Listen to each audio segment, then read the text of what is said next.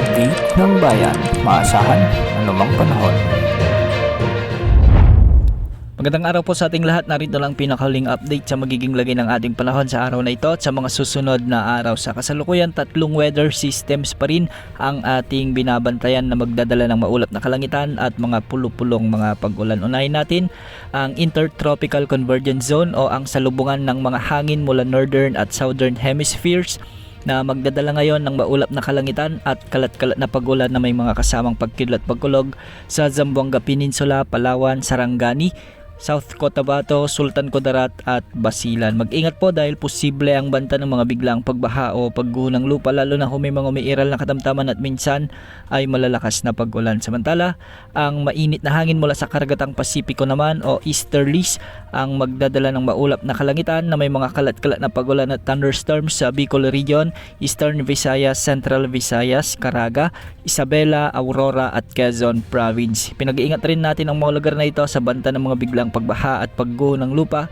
kung may mga umiiral na katamtaman at minsan ay malalakas na pag-ulan. Samantala, asahan naman ang maulap na kalangitan na may mga kasamang pag-ulan dulot ng amihan o northeast monsoon sa mga lalawigan ng Batanes at Cagayan. Dahil dito, posible pa rin ang banta ng mga biglang pagbaha o pagguho ng lupa lalo na kung may mga katamtaman at minsan ay malalakas na pag-ulan. Amihan pa rin ang magdadala ng bahagyang maulap hanggang sa maulap na papawirin na may mga isolated light rains o kalat-kalat na mahinang pag-ulan sa Ilocos Region at sa nalalabing bahagi ng Cordillera Administrative Region. Para naman sa nalalabing bahagi ng Mindanao, ang pag-iral ng Intertropical Convergence Zone o ITCZ pa rin ang magdadala ng bahagyang maulap hanggang sa maulap na kalangitan na may mga pag-ulan at thunderstorms. Mag-ingat pa rin sa banta ng mga biglang pagbaha o pagguho ng lupa lalo na kung may mga umiiral na severe thunderstorms. Samantala, ang easterlies naman ang magdadala ng bahagyang maulap hanggang sa maulap na kalangitan na may mga isolated rain showers and thunderstorms sa Metro Manila at sa nalalabing bahagi pa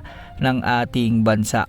Posible rin ang banta ng mga biglang pagbaha at landslides kung may mga umiiral na severe thunderstorms. Ayon sa Pag-asa, wala tayong minomonitor ngayon na LPA o bagyo na posibleng makaapekto sa ating bansa sa susunod na 24 oras. Sa mga susunod na araw, base na rin ito sa latest Tropical Cyclone Threat Potential Forecast ng Pag-asa, ay isang pamumuo ng sama ng panahon ang inaasahang lalapit sa silangan ng Mindanao at Visayas na magdadala ng mga pag-ulan sa araw ng December 21 hanggang December 23. Mababa pa naman sa ngayon ang tsansa nitong lumakas bilang bagyo.